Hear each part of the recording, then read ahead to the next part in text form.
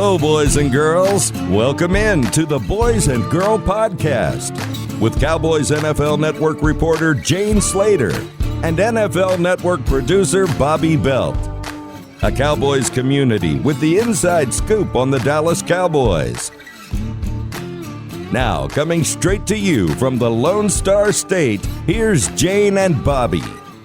All right, well, we've had a busy couple of days. We've recorded our next two podcasts. So if you look at a difference in clothing, if you're watching us on YouTube, then you will notice, yes, we are wearing a different outfit for this episode. You know, I've got to get the aesthetics out of the way, Bobby, as we do this for both mediums. We appreciate so many of you that are listening and downloading us, not only on the podcast on iTunes and iHeartMedia app, but also now checking us out on YouTube. So if you haven't seen us on YouTube, of course, go there and find us, the Boys and Girl Podcast. A couple of things have happened this week since we last talked. Obviously, the Cowboys released Cooper Rush. I think we sort of saw that one coming as they signed Andy Dalton. Andy Dalton's got people a little excited by saying that he considers himself a starter. And I guess my only answer to that, Bobby, is of course he's a starter. He was a starter his whole career. And that's why it was so exciting, I think, for a lot of Cowboys fans that Andy Dalton was coming to Dallas. But I'm still getting no indication that Dak Prescott is not their guy, although I do find it interesting that they haven't had any meaningful conversation since they placed that exclusive franchise tag on Dak, something that I was told by a source of mine inside the building. Yeah, and I mean, I think that obviously one thing that I assume everybody understands about the Dak Prescott negotiations is the fact that since that tag happened, you also had the death of Jace Prescott, Dak's brother. So I'm sure that's kind of complicated things. I'm sure there was no business going on during that time. In regards to Andy talking about, you know, he considers himself a starter, I do think that's normal, kind of like you say. You know, I remember years ago, and maybe this isn't a great example because he did end up being the starter. I remember when Vinny Testaverde was brought in 2004, and people were like, oh, is he going to start over Quincy Carter? Vinny said, you know, to the media in training camp, said, you know, well, I think we all like to think we're the guy, but, you know, we're here to just do our jobs and you know, do whatever is asked of us. Of course, like a week later, Quincy Carter was cut and Vinny was the guy. But at the time, Vinny was making a good point, which is anybody who's a quarterback, you've got to have that mindset that you're always ready to go in. That's part of the job of the backup quarterback is you've got to be ready to come in and play. And so I think you need to have that starter's mindset. But also very clearly in that call with the media, you know, he said Dak's the starter. That you know, he knows Dak's the starter, and that's where things stand. And I don't think anybody realistically, and we'll ask, you know, some of our guests coming up here about the idea of Andy Dalton potentially pushing Dak, but I don't think anybody realistically thinks that it's any sort of a threat to Dak Prescott's job. As you said, people in the building aren't giving you any sort of an indication of that. If anything, maybe it was an added benefit. You getting a backup was the primary reason. Maybe it's an added benefit for something Jerry or Steven can say in negotiations is, you know, well, we just had to have ourselves prepared here. You're talking about not showing up to meetings, so we just he's not here to replace you, but if you're not here, we got to have somebody to take the reps. Maybe that's some little push as an added benefit. But I think the primary benefit was clear. They needed a better backup quarterback, and I think they saw with the Philadelphia game last year when Dak was hurt, but you thought that a hurt Dak Prescott that couldn't use his throwing arm was better than Cooper Rush going out there. I think that that said quite a lot to them, and they realized, all right, we got to get this backup quarterback situation fixed again. And with the exception of the year that Dak ended up becoming the franchise guy, and it was Tony Romo, Kellen Moore, of course, Jamil Showers was ahead on the depth chart, Dak Prescott. I can't remember them having this much depth at the quarterback position. So I think this is a good thing. I likened the signing of Andy Dalton sort of to having a more credible, more accomplished Mark Sanchez in the room that's really just helping him out. And also sort of a Teddy Bridgewater of sorts, a guy that, you know, could be a starter somewhere else, but is preparing himself for sort of that second half of his career. You know, Teddy Bridgewater, of course, had the gruesome injury with the Vikings, and now he's going to be the starter with Carolina and commanded top dollar for that, by the way. Andy could very well do that by being with the Cowboys. You know, anytime you're associated with the Cowboys, your market value just goes up infinitely. Yeah. So I think this was a good move for him. All right, so let's talk about the schedule released. You know, we've been talking about this pandemic, what the season's going to look like next year. as it was explained to me by people in the league, look, we're anticipating the game day experience is going to be different than what they're used to. It has to be during these uncertain times. The NFL and the clubs have been prepared and executed alternative plans during other seasons for weather events such as hurricanes, wildfires, excessive winter storms. And of course, they made adjustments in the wake of 9/11. Yep. And as for ticket holders, they're going to work through that too. NFL teams continuing those off-season activities. They're preparing to open and play the season as scheduled. And of course, that's why they did the schedule release. I love that Troy Vincent was asked, all right, are there alternate schedules? He said not to his knowledge, but I think read between the lines. As we're sort of navigating this situation, yes, the goal is 100% to have a football season, but they've already pulled back on the London games, not doing that. So there's not going to be any travel to Mexico City or London, but the goal is to see this season through. Yeah, and I think that, we talked about this a little bit after the draft, that it was nice because it created the water cooler again a little bit. It allowed people to return to a little bit of normalcy. And I think that the schedule release, not so much that, but I think the going ahead and releasing the schedule, whether it's optimistic or not, I don't think anybody can really project anything 4 months into the future right now. It's such a bizarre time and so unexpected. It doesn't feel like it's been 2 months since the Rudy Gobert and NBA shut. That feels like forever ago. And I remember at the time when that happened that people felt like, man, this is going to be a pivotal moment, and Rudy Gobert is the permanent villain, and that's kind of changed because it became so rampant and so widespread that I think people realize, like, all right, he probably didn't trigger this spreading everywhere. And so I think that, given how much everything changes and our anticipation, I remember there was a point where I was talking to a couple sources who were saying that they didn't think the draft was going to happen until, they thought that was getting pushed back until May. And then that didn't happen. And so it's hard to project anything, but I think just the releasing the schedule, having dates in place, I think it gives people some hope, and it gives people a sense of, like I say, normalcy, like they've returned to a little bit of their normal lives. And I think that that's something that people need right now, is at least the hope that, we're going to see this. And I think the NFL is doing everything they can to make sure that it's seen. And I think if you look at the way the schedule is structured with, I believe they said Philadelphia and Washington are the only two division teams playing in week 1. I think they've set up a schedule that allows them to, if they need to, shorten a schedule without impacting a lot of divisional games and playoff races. So I think it was measured and calculated, but I think that it was needed. And I do think that they appear optimistic that the season's going to be played. But look, sports fans, I hope during this pandemic, when there was no sports, I hope you picked up a hobby or something. Maybe you're cooking HelloFresh. Maybe you've kicked the soccer ball with your kids a little bit more. I did. Diversify a little bit. Just diversify a little bit. Yeah, no, and I was all about HelloFresh, and I think especially for you and I hate, because I know there are so many people in such a bad spot right now. And it's tough, and it's it's nothing anybody wants to see, and I don't want to minimize anybody's struggles. I feel like overall, though, this has been a chance for a lot of people to kind of reassess how they use their time and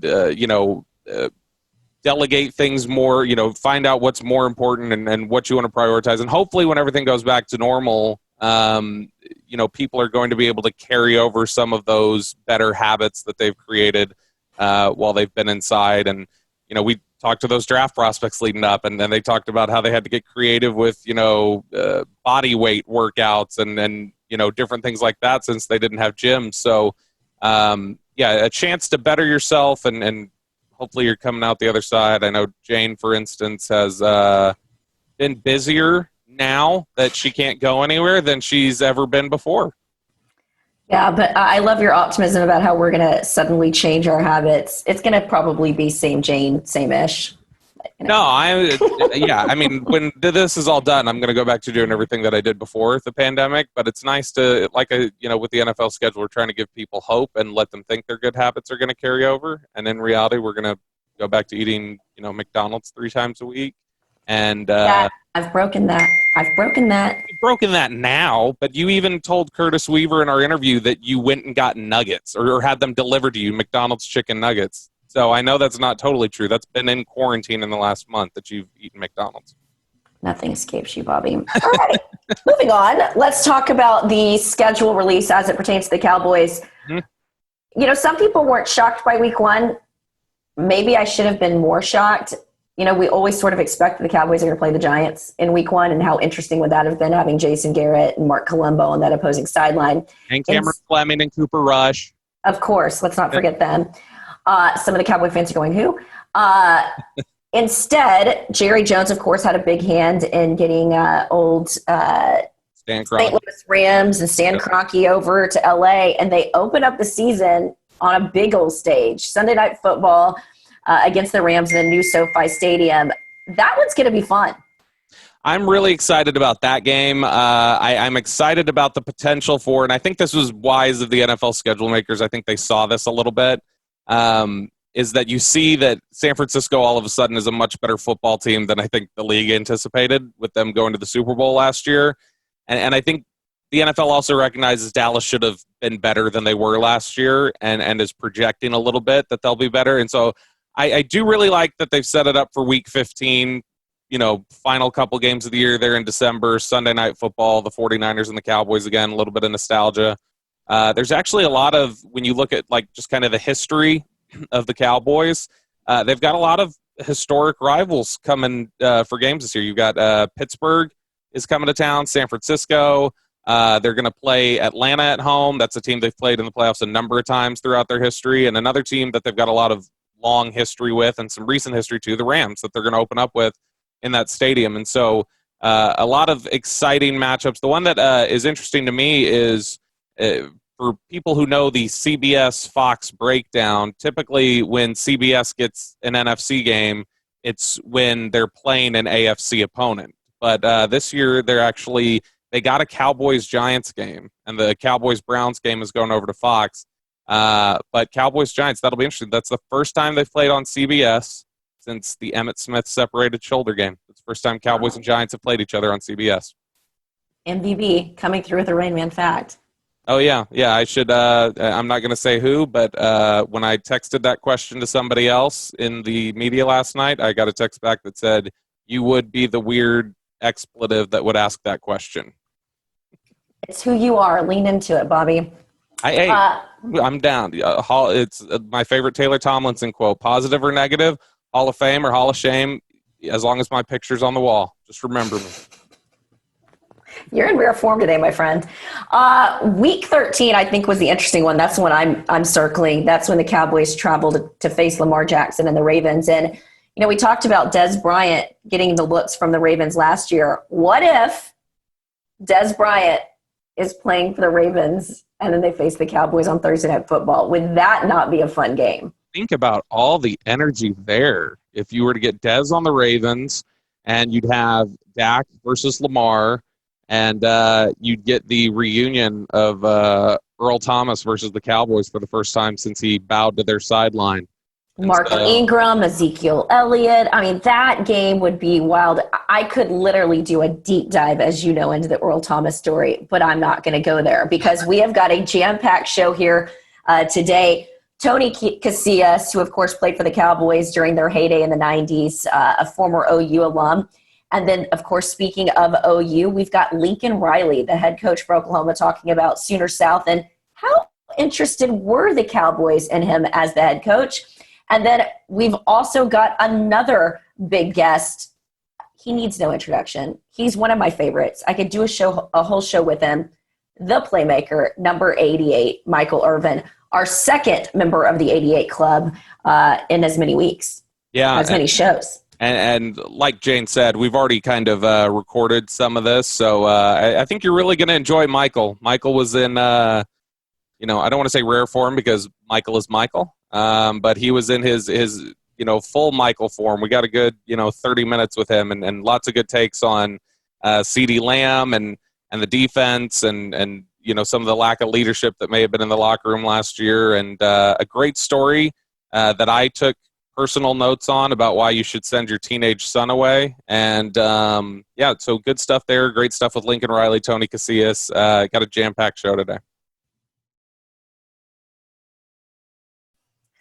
All right, we are now joined by one of my teammates at NFL Network, Michael Irvin. You can follow him on Twitter at Michael Irvin88. Michael, we know you are so busy this offseason, especially as we troubleshoot not only the Skypes, the Zooms, the live TVUs that we're using in TV, but how are you, my friend?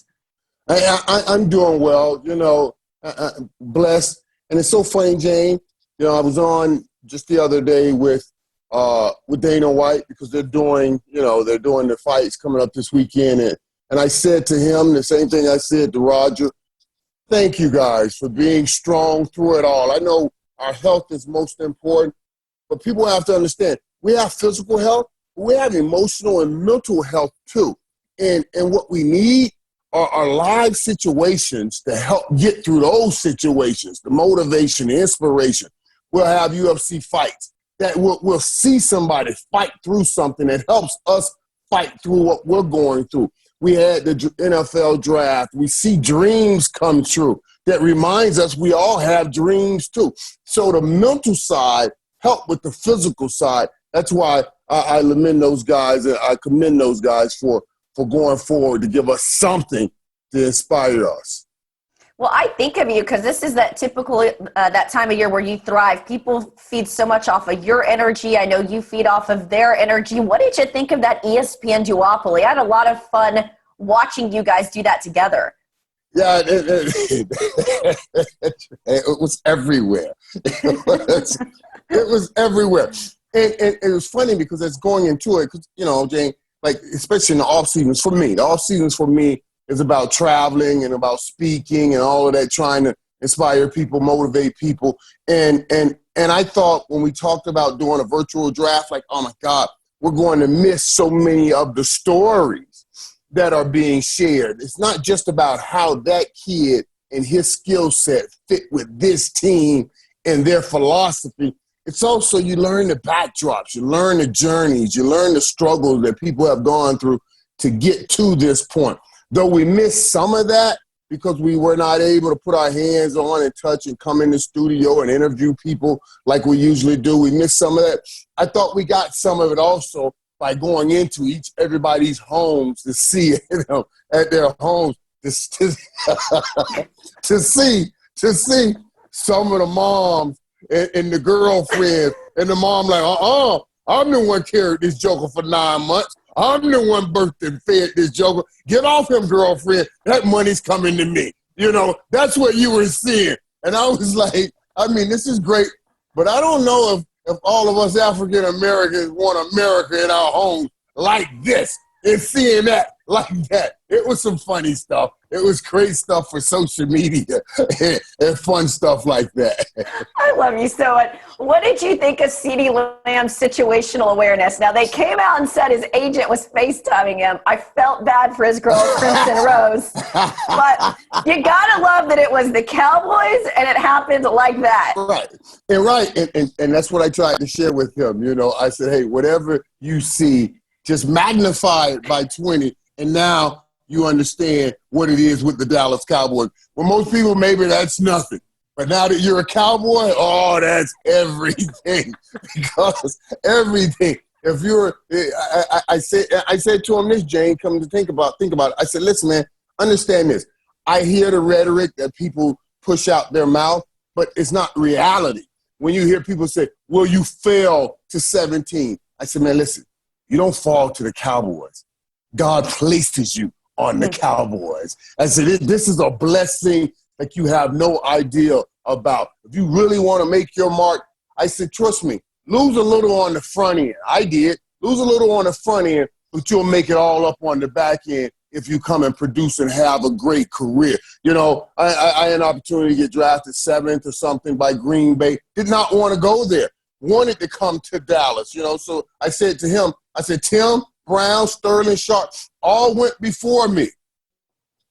They didn't go to Dallas. You do not fall to Dallas. You are placed in Dallas, and take this placing as a great blessing because it will be one of the most incredible careers and one of the most incredible experiences you ever had.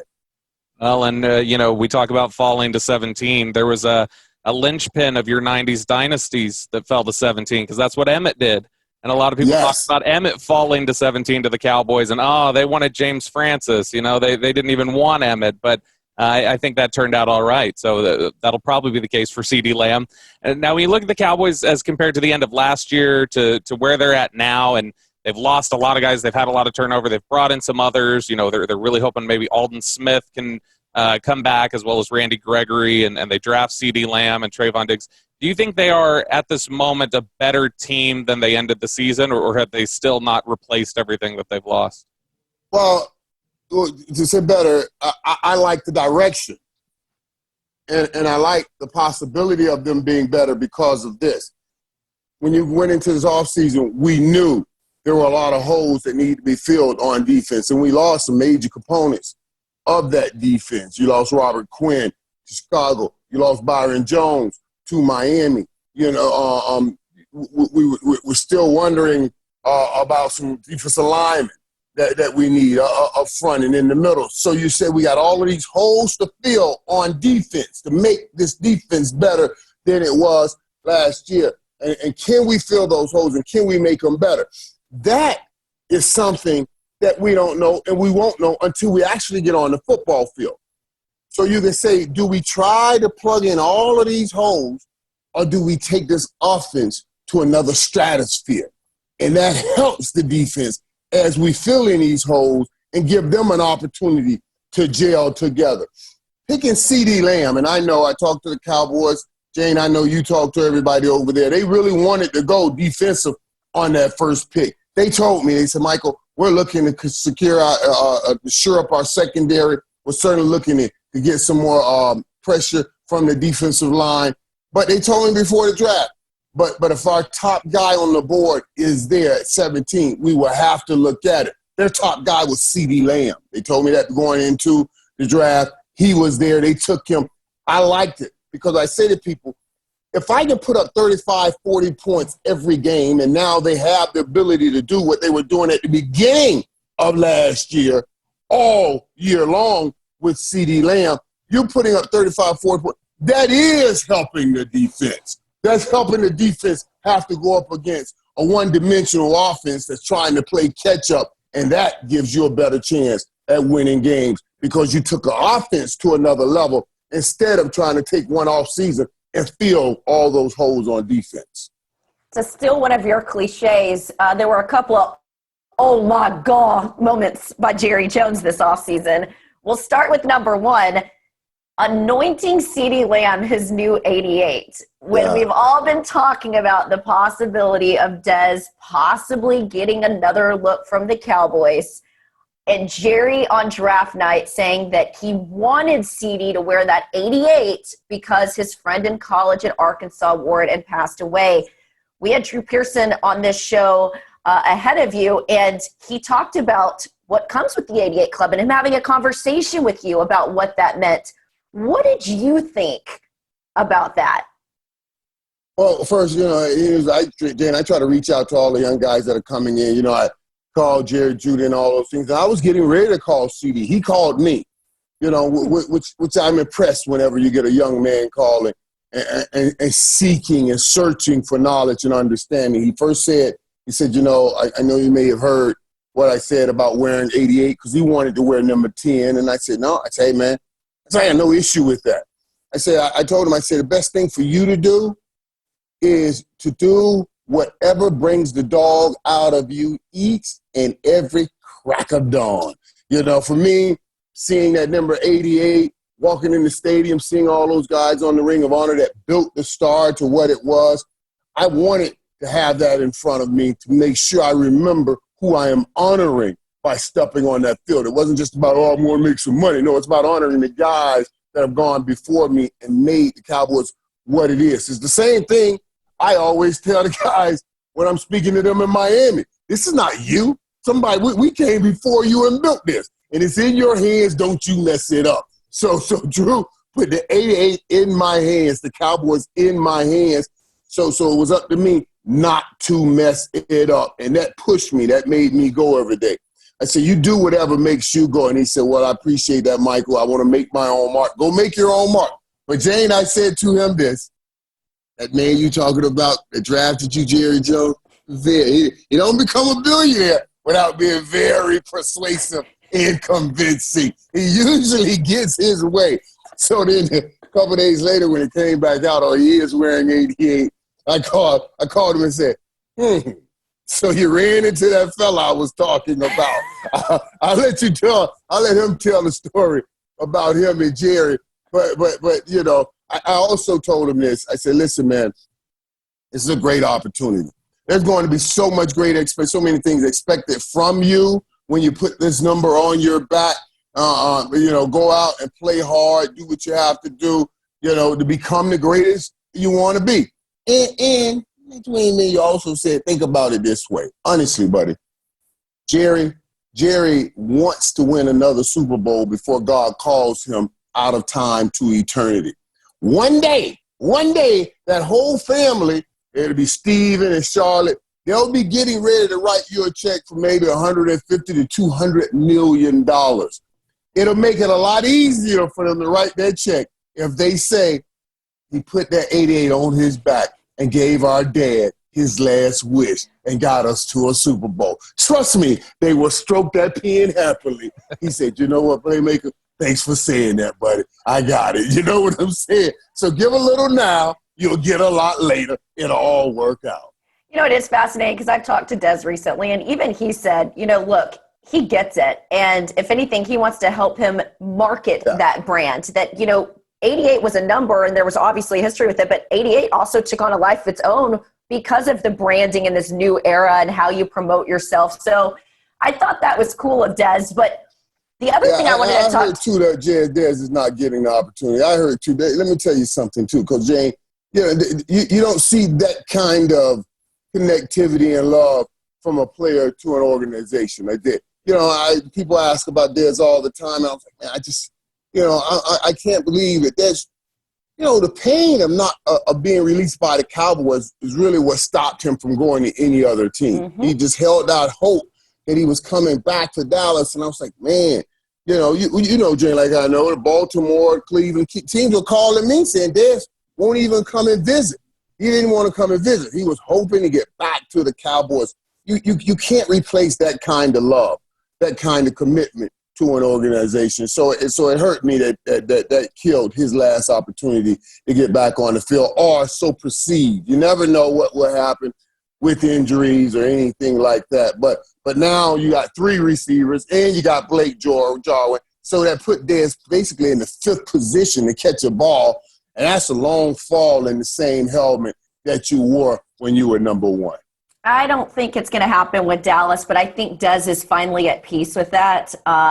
You know, I will tell you that there are teams that are still interested. I think what's holding him back right now is the fact they can't get him in the building for the medicals.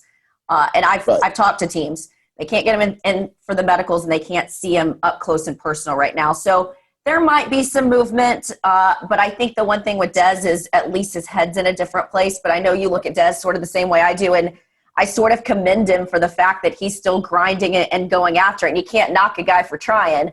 Right. But, yeah, to your point, it is unfortunate that that thing played out the way it did. All right, so let's talk real quick, and then I'll let Bobby drop in here. The other oh, my God moment, Andy Dalton falling to the Cowboys. You talk about falling versus placed. The pandemic sort of placed him with the Cowboys. What did you think of that move? And as I've been reporting, and I know you talked to a lot of people in the Cowboys organization too, I'm being told right now he is an insurance policy, that Dak is still their franchise guy. But how does this affect leverage for Dak at this point? Well, I don't think it affects leverage for Dak at all. There's no way Jerry's putting this kind of resource, this kind of investment into an offense that he's going to turn over to Andy Dalton, and we don't even know how many good years Andy Dalton has left when he's stacked great young talent that can grow together for a while.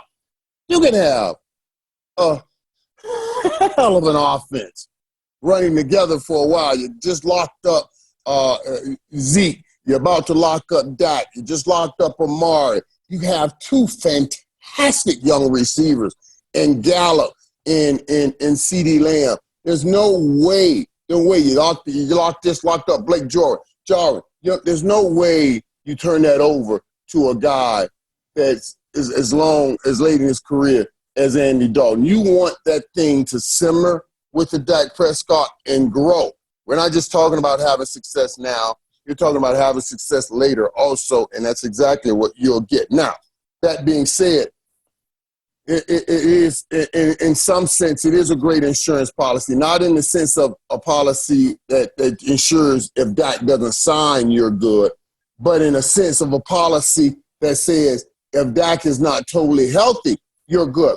You cannot tell me, in all of my years of playing ball and having all kinds of shoulder dings and hits on my shoulder, that in week 17 of last year against the Philadelphia Eagles, that maybe if you had Andy Dalton, Dak Prescott could have set that game because he had that shoulder injury. And nobody talked about how that must have affected his game. You can't throw all week and you're going to go into a game. So maybe if you have Andy Dalton, you can place him in and still win that game and give Dak Prescott back his job the next week going into the playoffs, give him a little more time to get healthy, to play that game a little bit better. That's the kind of insurance policy I think Andy Dalton brings. Andy Dalton can win you a game or two in spot duties here and there. I don't think he'll make a run and get you deep into a playoffs or into a Super Bowl. So I likened it a little bit to a Teddy Bridgewater signing. Is that fair? That's too far. That's too far. Because Teddy Bridgewater gave you some upside. Had something catastrophic happen to Drew Brees, man, you move right on to Teddy Bridgewater and keep it moving. You see what I mean? You just say, hey, okay, we sorry, Drew Brees. We thank you for the great career. Teddy Bridgewater, we're going to extend your deal, and now you are our guy of the future. So they had some now and some later with Teddy Bridgewater, if they wanted it. The Cowboys only have a now with Andy Dalton. There is no later. You know what I'm saying? Period. I just didn't realize what a beehive Andy Dalton had. I mean, lately, people are coming out of the woodwork saying, well, Andy Dalton hasn't had these sort of weapons. Look what he could do here. People are ready to move on from Dak. And I'm like, guys, but that's what people do. That's what people do. That's what they do because, they get the fighting for the organization. And I don't care who it is. They fight against the player. Let's be real. That's why I got to give some credit to Carolina and what they did. Carolina knew, okay, do we put McCaffrey through this washer? Do we make him have to force our hand when we know we're going to have to do something and get him in? Or do we go ahead and step up and do the deal so we don't make the fan base mad at McCaffrey when now he's becoming the face of our franchise because we no longer have Cam Newton or Luke Kuechly. So they stepped up and made the deal so they didn't have to go through that fighting that made the fan base mad at the face of their franchise. That's where I do not applaud the Dallas Cowboys for making the fan base mad at the face of the franchise, who is Dak Prescott right now. And to that point, I don't know that it's the Andy Dalton hive as much as the Romo hive that still has never accepted Dak, that small little group. I think they just lent their support to throw it to Andy Dalton this week. I don't think that was Andy's hive. I think that was Romo's and the anti-Dak hive. They're still waiting to get any shot they can at Dak Prescott. They are. That's always. I remember the Giants game his rookie year where he had been 12 weeks of pretty much perfect, and then they lost that Giants game, and I was like, I'm staying off social media tonight because Romo lovers have about 12 weeks built up that they've been waiting to release, and now they get the chance. I know that the organization really intimately, people from staff all the way down to players, a lot of folks there. And one of the things we heard after the season was, maybe there was a lack of leadership at times, particularly on the defensive side of the ball. And I know Mike Garafolo, that was one thing he reported near the end of the year, is that he was hearing that was maybe the disconnect between their talent versus the results, as they were hearing maybe there wasn't the right accountability all the time with some of the guys on defense. We already talked about have they improved the roster. Do you think, I guess two-part, do you think that was the issue last year? There may have been some leadership or some accountability issues in the locker room, and that was why there were issues on the field. And do you think that's been rectified? Do you think that there are the leaders in that locker room right now to move forward and be successful in 2020?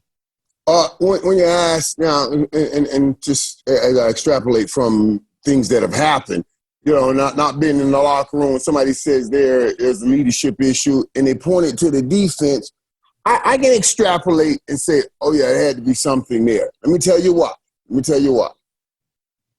Michael Bennett he had just got here, just got a pair of slippers and a cup of coffee. And he was the one jumping up in the locker room, making statements or trying to galvanize the defense. You just got your slippers and a cup of coffee. You just got here. Do you know what that would have been like? I could have seen. Say we're in the locker room and somebody had just gotten here and they try to step up. Charles Haley says, sit your ass down. I got this. You know what I'm saying? We've been here and this is not acceptable. So to that, you try to extrapolate, say, now, whoa, why did it fall on the guy that just got here to step up and say stuff? Why is he that comfortable stepping up and saying stuff? So obviously he didn't see a clear head on that defense that's leading in some way that made him kind of shy away from stepping up. I say if Charles Haley or some of those guys, Ken Norton was in that locker room, the Deion Sanders, no way they got the Michael Bennett, and I love Michael Bennett, would have stepped up. So absolutely, I think there's some issues there. Now, that's a lot about personality too.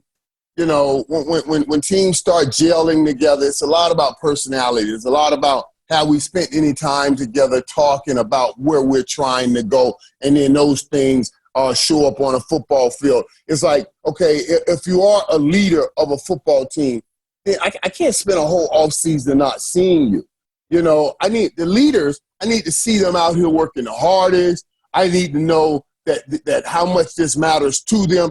I can't have my leader not talk to me all offseason and come to me in the fourth quarter saying, let's go. Because first of all, he's probably making more money. He's making $3 million.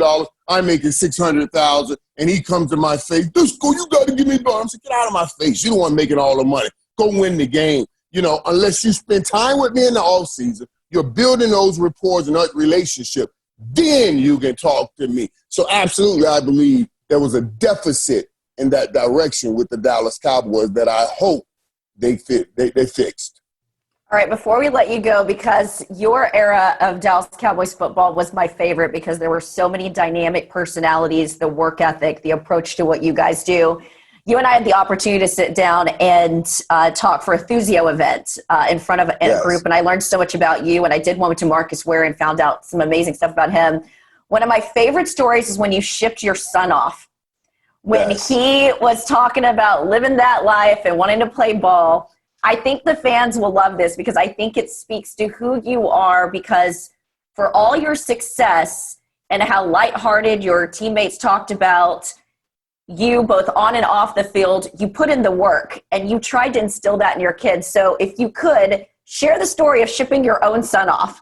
Well, it's just like, I talk with my son and I ask, my son was here in Dallas and he played at Prestonwood High School in Dallas, and he was doing some good things. He was catching a lot of passes. I think he set the record for most passes in a game, like 22 passes in a game and all of that. And so I put him aside. I said, son, what is it you want to do in life? He said, Dad, what are you talking about? I said, well, what do you want to do?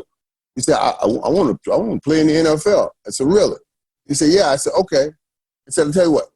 Go to your room and pack a bag. He said, what do you mean? I said, go to the room and pack a bag. He said, why? I said, you got to get out. So what do you mean? I said, son, listen. I said, playing in the NFL is not about a skill set. Everybody can run, everybody can jump, everybody can catch. It comes down to matching the hunger of the dude across from you. You got to match that hunger each and every play, each and every day. I said, how can you match the hunger of those guys when they're playing for a life? They're playing to live in a house, to get a house, and you're living in this 20,000 square foot thing, mansion. I said, go pack your bags, and you got to get out. I sent him to live with my nephew in Florida, who's probably the top trainer in Florida. And it was so funny because, they live in this little, small little apartment house. And he called me the first day. He said, Dad, they have this TV with this big old thing on the back. I said, yeah, that's a regular TV. He said, you got grip plies. I got to turn it with the ply. I said, yes. I said, that's how. Now you are preparing yourself for life in the NFL. When he was here, I would come home. Man, he had girls all out out by the pool, all laying out by the hot tub. They had them all up in the theater watching movies. I said, what the hell is this?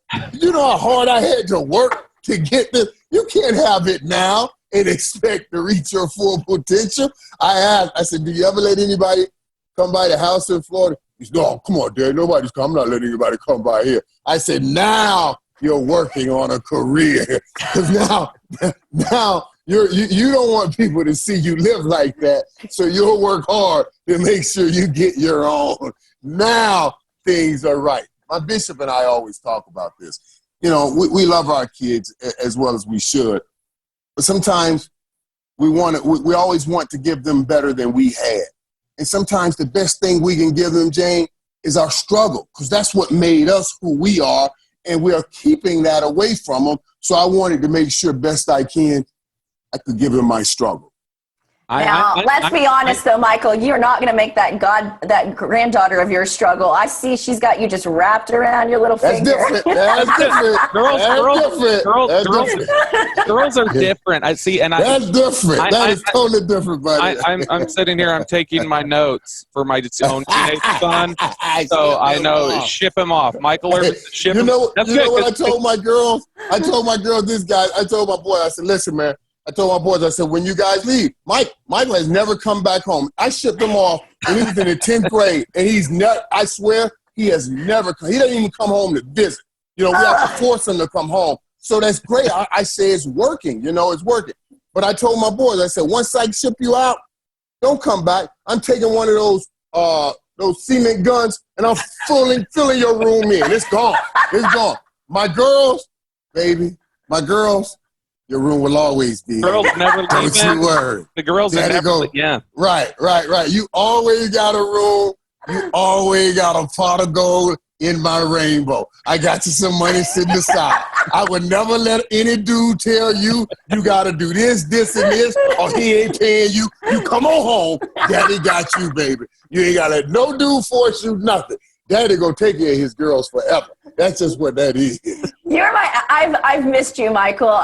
This social distancing, us not doing TV together has been tough. I appreciate you doing this Zoom with us and jumping on the podcast. We know you're a busy man. We've got schedule release this week. Thank you for joining the show.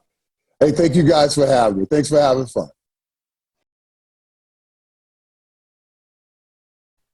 Joining us now is former Dallas Cowboys defensive tackle and former OU great Tony Casillas. You can follow him on Twitter at TC Casillas or on Instagram on Instagram at Tony Casillas. Tony, how you doing?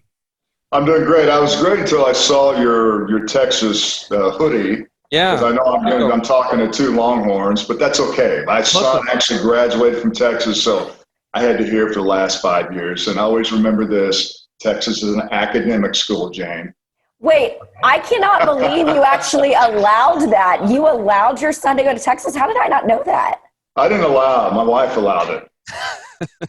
No, I won't give a plug. Texas is actually, you have to be very smart to get in there. And I'm talking to some overeducated people yourselves compared to, I'm not going to discard my degree from Oklahoma, but you have to be smart to be getting that school. So I have no problem. He's doing well now. He's out. So more power to it. It's just part of the whole, giving each other Tony, look, full disclosure, Tony, I flunked out of summer school, which was the only way I was going to get in. And then I went to Austin Community College for a year. And then I was denied journalism school 3 times. So don't worry. I think your career turned out pretty nicely for you, Jane. We're all good.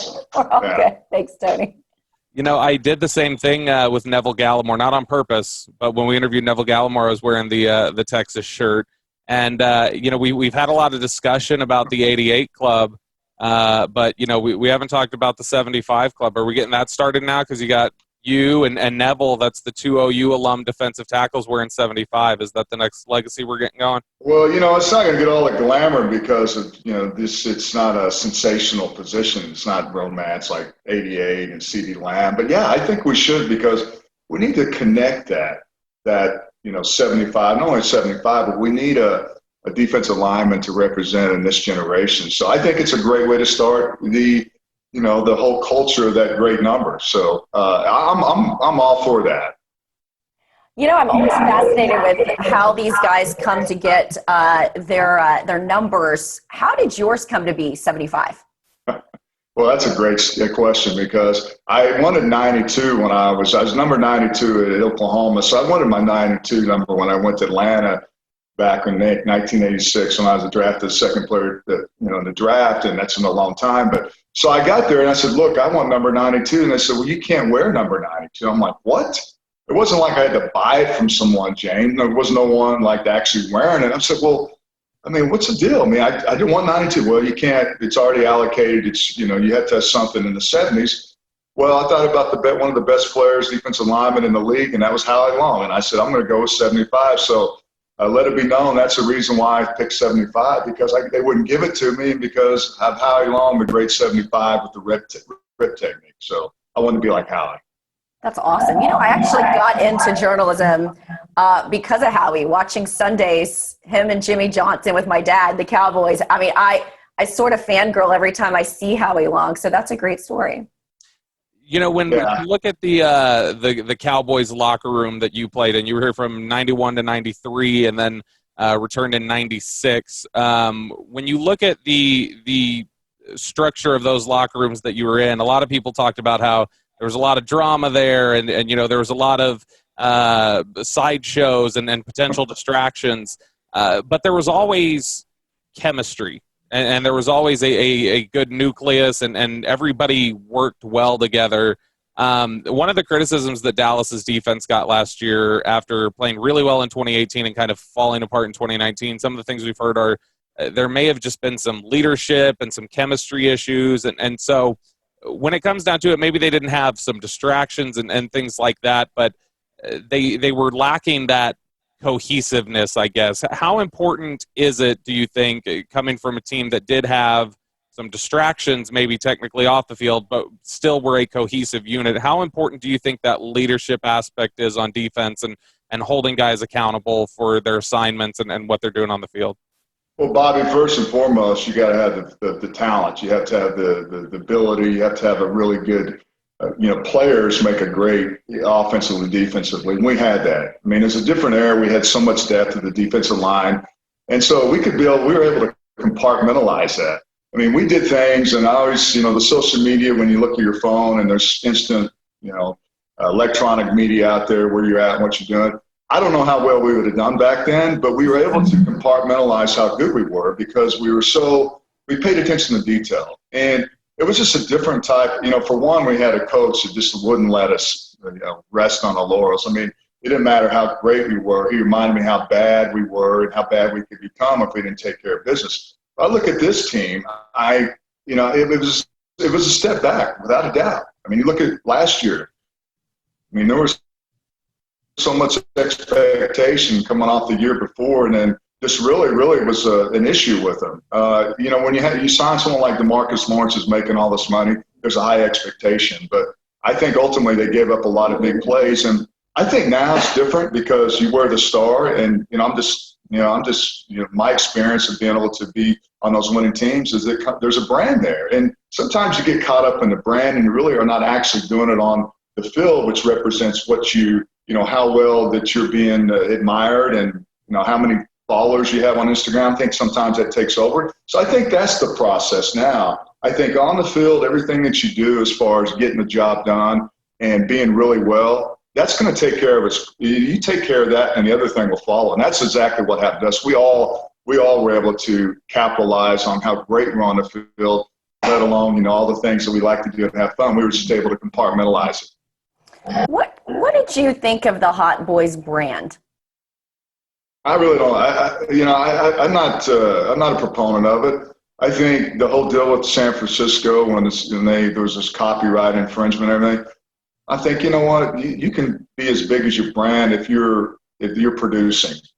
And, and I think, I follow DeMarcus Lawrence. I think they do a lot of great things. I know they're doing things now, during the corona, this pandemic, and providing meals and doing great things. But, I mean, when you're arguing over a brand and the other team is in San Francisco, is in the Super Bowl, and you're arguing over a brand because you want to capitalize it, I really don't think you have much say in the whole copyright. I mean, I get it. But to me, I think it gets sidetracked. You really, again, and we just talked about, this, Jane and Bobby, that it's so like how big you are, that, how many followers you have and what pictures you have and how people, realistically want to be like you, but they can't because, for one, they're not going to be a professional athlete. Two, they're probably never going to be able to have the money that you have. So I think that gets lost in translation. I don't like that. I think, again, you produce on the field,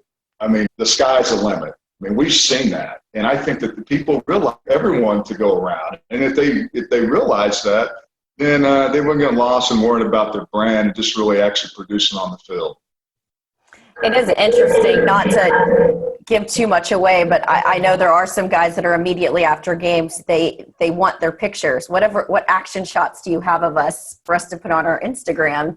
And then you look at some of the other guys, I consider them sort of the silent killers on the team. They don't really have that sort of stuff on there. So I do agree with you. I've seen it. These guys come in as rookies and, Jason Garrett always made them work for the star, and then they get the star. But you do see this transformation. Do you think Mike McCarthy is going to change that a little bit? First of all, I don't want to sound like this old man, well, it's easy to call you a boomer here. Well, I'm an old man, but I don't want the perception, because I understand the generation. I'm on social media. I mean, I'm an older. I mean, we all know that's to be plugged in. You got to have that. But I've never liked the whole. And again, this probably sounds old school about exchanging jerseys after the game. You watch The Last Dance. I mean, I understand the whole Isaiah Thomas not wanting to shake hands with him. I mean, it probably was the wrong thing to do. But that's kind of the vibe that I'd have if we got our asses kicked by the other team. So, Mike McCarthy, I don't know. I think that we all know that it's a little different the way they handle players at the Star, and I think that's one thing that's great about that. And I think sometimes maybe you have to cost yourself about that, because you may be able to get away from more with the Star because that's the brand. And I think players, without having to go out on the field and produce, are taking advantage of that. And I think there's a little resentment from some of the former players that have been there, that have once won championships, that these guys haven't earned anything. And yet, they're instant here now. It's all about, let's get you, followers on Twitter, and let's get you a brand on Instagram. That gets lost in everything. I think Mike McCarthy is a tremendous coach. I've been a big admirer of him. I love what he did with Green Bay, and I think he's going to be good for this team. And I think we've already seen a lot of some of the, maybe people aren't giving as much credit, but we've already seen the changes that he's made and some of the players he's picked and the guys that he's drafted. I think that's definitely a thumbprint of Mike McCarthy, without a doubt. Now, you mentioned the word resentment, and that maybe there's a little bit of resentment from the older guys. You guys haven't earned this.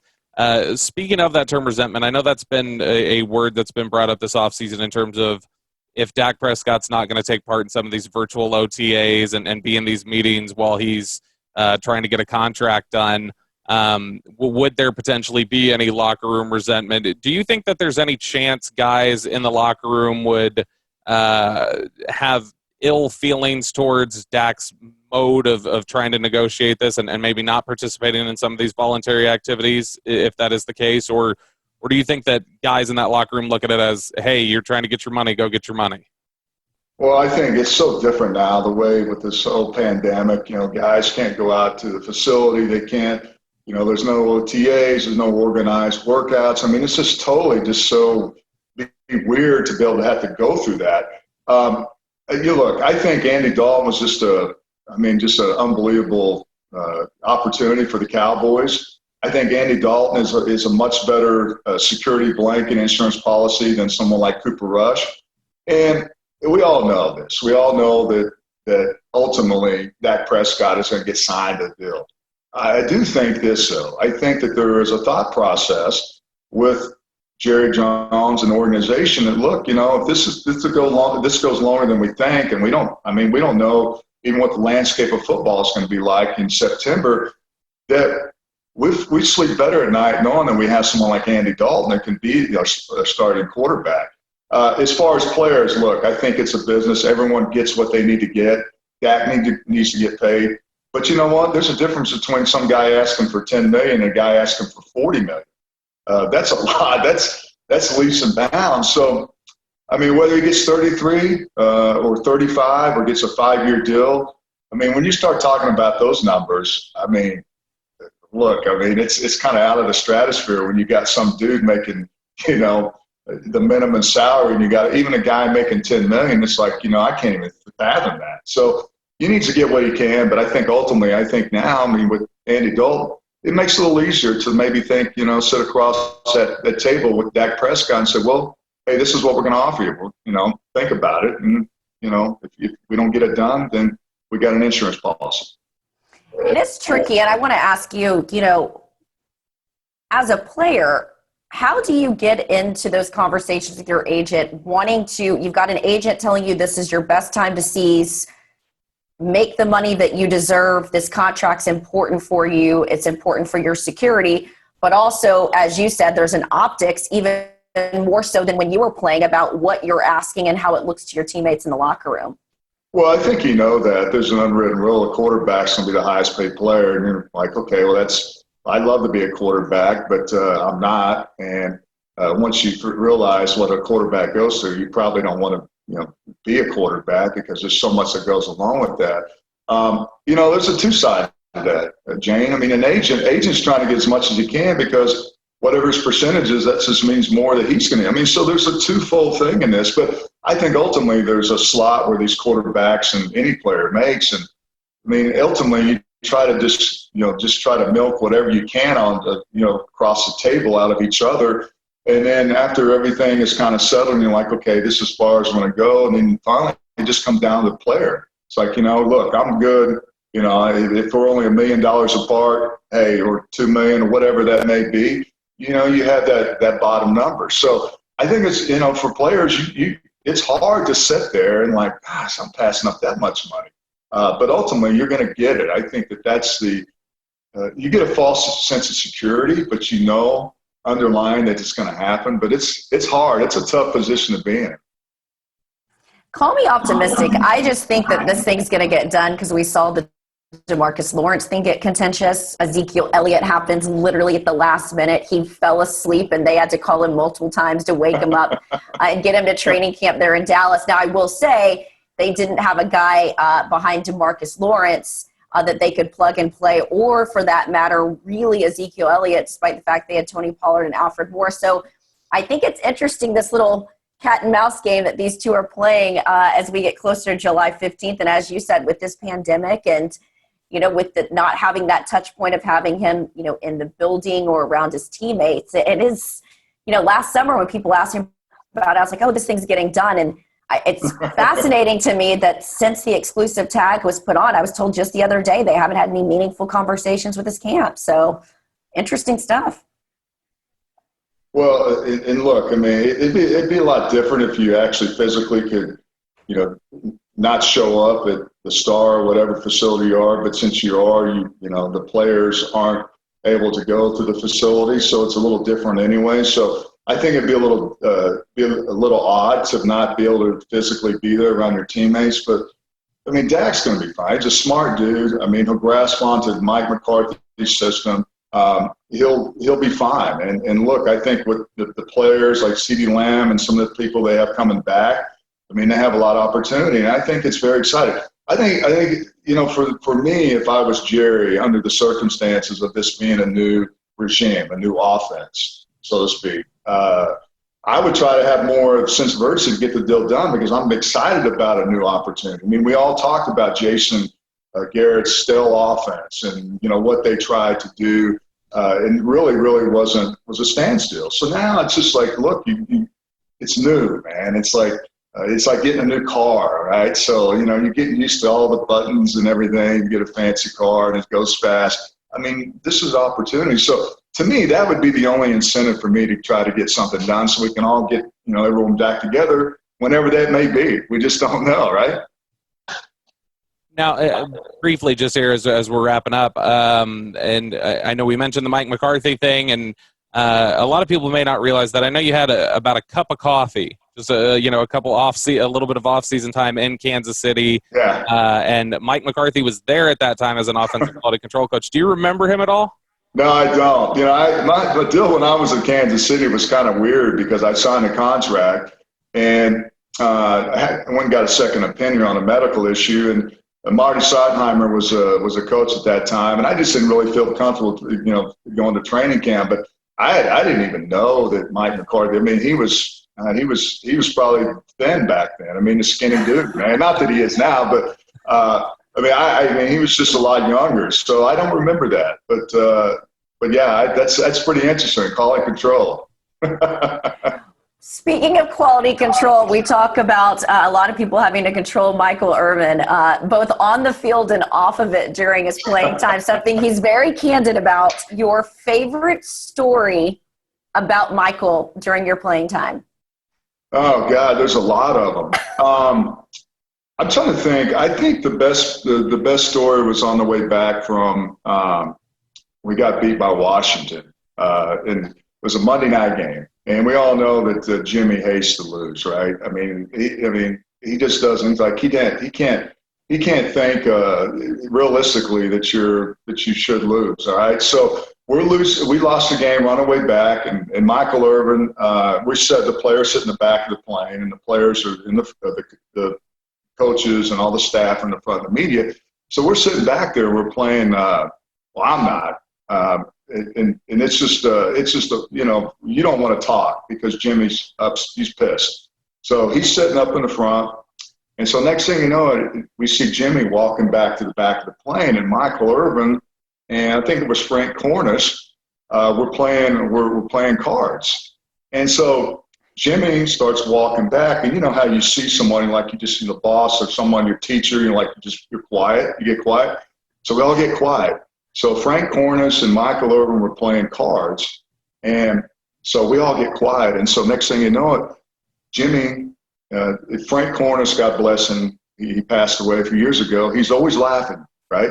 So he's looking down, he's laughing. They're playing cards, and Jimmy, he didn't see Jimmy. He looks up, and Jimmy goes, "What the hell are you laughing at, Frank? We just got our asses kicked by the Redskins." And he looks at him and he goes, "I'll deal with you tomorrow."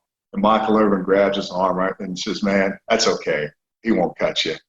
And so that was a good story. And Michael, man, the one thing with Michael is that his bravado. I mean, that's the way he always is. I mean, when he's on, he's a broadcaster and everything, his energy is always at a high level. But the one thing I always remember with him, and you always talk about this, you always talk about the comparison with the 88s. When he demanded the ball, it was just sincere. It wasn't like screaming or anything like that, because he wanted the ball. He wanted Troy to throw on the ball because he would make plays. And what I remember about him, he followed through. A lot of guys can't say that. And that's one thing I always remember about Michael. I mean, he was always the energetic, the always passionate guy. If we needed a spark, I mean, during training camp or anything, that dude right there would always kind of, he for some reason, he'd make us laugh or just do something where we just shake our head and like, okay, we're good. Well, before I let you go, I lied to you because when I get guys, from that era, that was obviously the team I grew up on. And so I Football Life with Troy Aikman was one of my absolute favorite ones that's ever come out. So don't tell me you're pretty young. So what don't even mention it. I'm not that young, but I was in high school during one of the parades. So what? Oh, okay, that's good. Yeah, I'm not that young. No, I don't feel that bad now. So favorite story about Tony before we let you go? Troy, rather. Oh, Troy, man, you know what? He was such a fierce competitor. And when I say this, I don't mean it in a negative way. He was constructive. He was stoically, if that's a word, constructive. He was like that, but in a way where he wanted people to respect him because that's the way he handled his position, his leadership role. But we'd have 2 minutes on a Friday, right? And we'd go through, it's kind of like a walkthrough, not a walkthrough, but it was, we had pads every day back in those days. So Friday, we had no pads, and we're like, this is great. So we had a 2 minute at the very end, and it was just something you go through the 10-minute drill. But every time someone would mess up, you'd hear so many F-bombs from Troy Aikman that everybody just shattered the whole field. And when Troy spoke, when he got pissed off like that, everyone listened. And we'd start back a drill, and it was his perfection. So I always remember that. That dude was just he was such a leader, and he wanted perfection, especially on a Friday when a lot of us went out there and thinking, this is kind of a blow-off day. But the execution 2-minute drill, just to listen to him, rattle off a couple of F-bombs was we knew we were ready.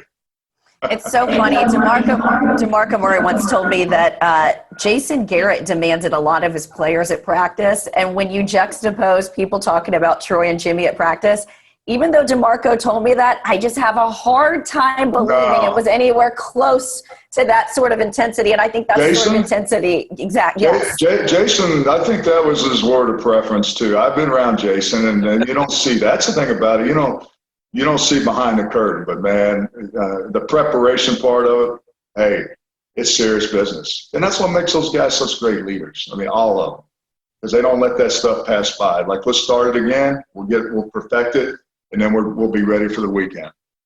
Well, you are always so awesome to have on. I really appreciate you coming on. And if you're interested, we'd love to have you back. Hey, anytime. Thanks for having me. Even if you guys are a couple Longhorns, I still love you. We appreciate you, Tony. All right, we are now joined by OU head coach Lincoln Riley. A little uncomfortable for Bobby and I as a Longhorn alumna myself, and Bobby a Longhorn fan, but I got to tell you got to give credit where credit is due. How about the Cowboys organization becoming a bit of Sooner South for you? What is it that you're doing with just your recruiting and these guys that's getting them so many looks in the league right now, Coach?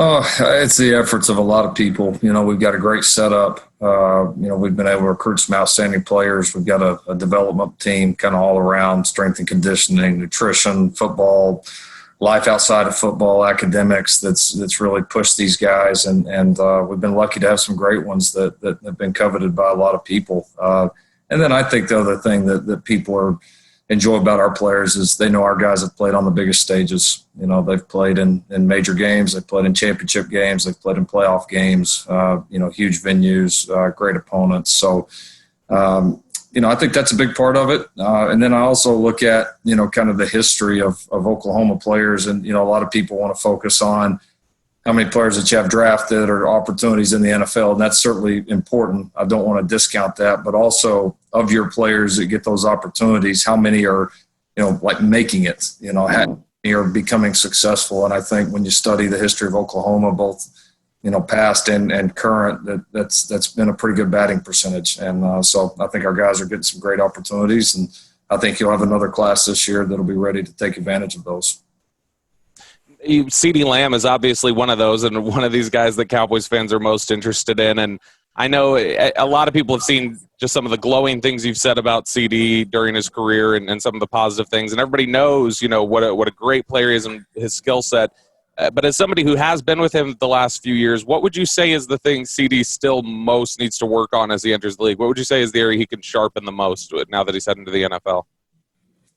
Well, he's a versatile player, and I think probably will be just adjusting to some different coverages, to some of the just consistently better, DBs that he's going to see week in and week out.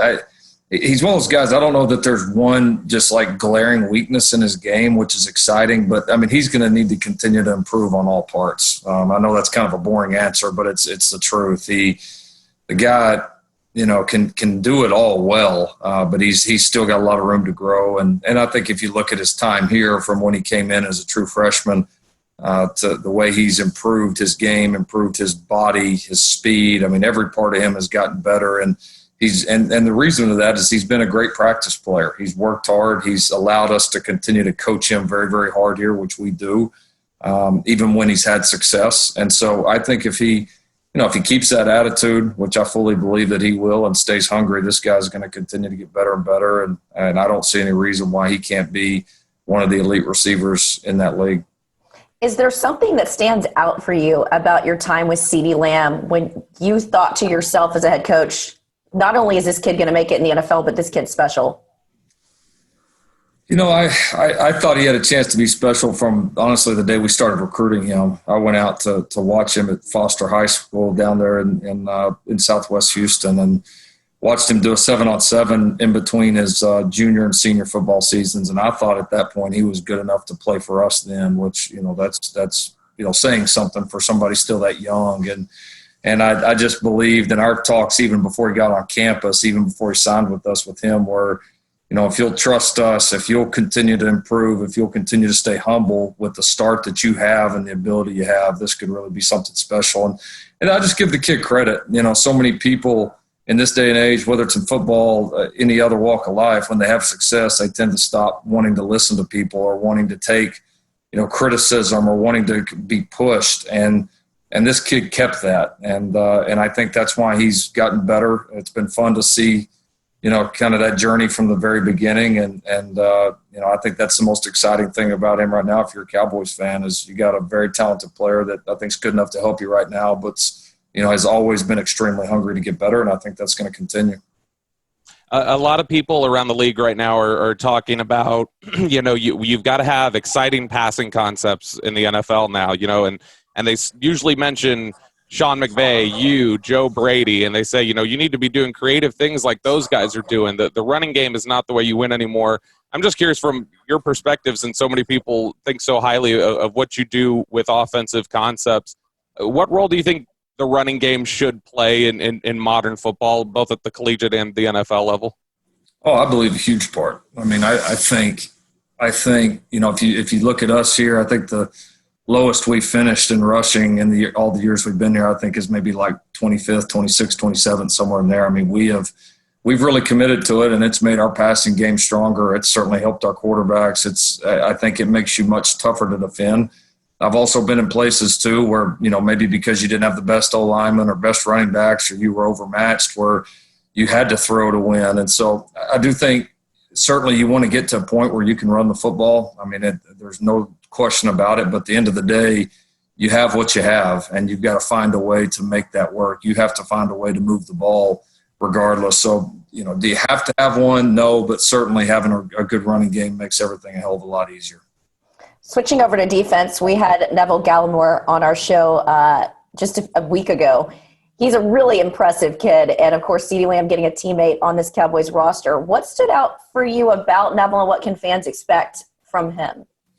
Neville's such a cool story. Coming from Canada, I've compared it, both doing some interviews and even, talking to GMs, coaches, all that leading up to the draft process. When Neville got here, it was almost like bringing an eighth grader in terms of how much exposure he had actually had to football. He was very raw. He was a smart kid. He always worked hard, but he was so far behind bringing in, the normal player that we would in terms of just what he knew about the game and how much exposure he had to it. And so it was a kind of a constant process. His first couple of years, his athleticism always flashed. His effort always flashed. He's always been very strong in the weight room. I mean, he had the tools, and he had some bright moments those first 2 years on the field. But then these last two, he took it to another level. He was outright dominant. He did it in a brand new defensive system for us this year, was able to learn that, process it, and easily have his best year. So you're getting a quality human being. You're getting a very explosive guy that'll leave it all on the field. You're getting an interior defensive lineman that can win one-on-one in pass rush situations, which obviously is critical at any level of football. And so, yeah, I think his best football is ahead of him. I really do, just kind of where he started and because of the work ethic that this kid has. So he'll become a fan favorite. They'll love the way he plays, love the way he communicates, and he's just a neat human being. We became fans of him really quick, didn't we, Bobby? Oh yeah, no, he was great, and he was a lot of fun, and he took in good nature the Texas shirt I forgot that I had on when we started the interview. But Bobby's kind of like Charlie Brown. There's only a couple of outfits he wears during the week, and it just so happens that he's got 2 Longhorn sweatshirts. And we had Tony Casillas on yesterday. He, of course, was wearing it. So he's not trolling OU. It's just he's like Charlie Brown. He only has so many shirts that he wears to work. Well, luckily for Bobby, we timed it out better today. there you go. You get the gray today. Now we are, even though we are Cowboys focused, we do get a lot of Eagles listeners just from the fact that, they're checking in on the division rival. And I know one of the, I think really, kind of unfortunate, because I know from talking to people what a good guy he is. Some of the unfortunate reactions is some of the hate that streamed down on social media for the Jalen Hurts pick. And I know that you know what kind of a player he can be. For anybody listening who may be an Eagles fan, why should they not be upset about Jalen Hurts going to Philadelphia? Oh man, there's a lot of reasons. I know the bad blood between that rivalry, but those the brain trust there in Philadelphia the last few years has got a Lombardi trophy and a lot of wins, a lot of success. Those guys know what they're doing, and they were very, very thorough in their evaluation of Jalen, and they've got a plan. They've got one of the best offensive coaches in football, and Doug Peterson. They've got a great GM. They know what they're doing, and that position obviously is so critical in that league. And then to have a guy like Jalen that you can come in, that can develop, that can already do so many things day one. That's an unbelievable presence in the locker room, which people talk about that, but I don't know that everybody really understands how important that is. And Jalen just got that vibe about him. He's just a winner, and he's going to make people around him better. So it'll be fun to see how they use him. I think it makes all the sense in the world. I mean, you just, you think about all the money, time, effort, all invested into NFL seasons. And then, if the one snap happens and your main quarterback goes down and you've got no answer after that, I mean, you're one snap away always. And so I love the pick. I love the fit for Jalen. I know they're very excited to get him. And I think the Philadelphia fans, as they get to know him, see what kind of worker he is, see how he performs on Sundays, I think they'll love him as well. I've covered the Cowboys on and off since 2004, and so I've gotten to listen to a lot of Stephen Jones and Jerry Jones over the year, and when I hear you just talk football, the importance of the running back, that backup quarterback position, and even the way that you just go down some of the memory lane on your players and the way you speak of them, I think that if you got in a room with Stephen or Jerry, I could see how you might enamor them a bit. So the biggest question for a lot of Cowboys fans, how interested were they in you as the head coach? Oh, I stay away from those things. That's those are a lightning rod, as you guys know as much as anybody. Listen, they're one of the elite organizations. They do a absolutely tremendous job. It's been fun. Getting to be here close to them and be around them a little bit. But I'm also lucky that I've probably got the best college job in America and a place that we're very happy. So I think we'll leave it at that. I also wanted to ask you about DeMarco Murray. You talked about the emphasis on the running game. What's having a guy like DeMarco Murray like in your building? Obviously, a very proud Sooner. I got to think it helps with recruiting, but also to have his skill set in there working with some of your young guys. Yeah, it's been awesome. He's just, as you know, he's just a really neat individual. He's done so much already in his life at such a young age, and obviously has kind of been tremendous at everything he's done. He's been very, very impactful with our current players. Just to have a guy that has kind of led that life that a lot of these guys would love to emulate. He obviously, being able to do it at Oklahoma and relate so much back to our guys. But then also he's pretty wise beyond his years. You can tell the guy, like a lot of players think they can just leave the field and immediately coach. And I've been a player, I've been in it, I've seen it all. And a lot of guys get in it, and you could tell when they were as a player, like they had blinders on. They had no idea a lot of things are going on around him. And DeMarco, as you visit with him, you could tell this guy always paid attention. He was always learning, very aware of what was happening.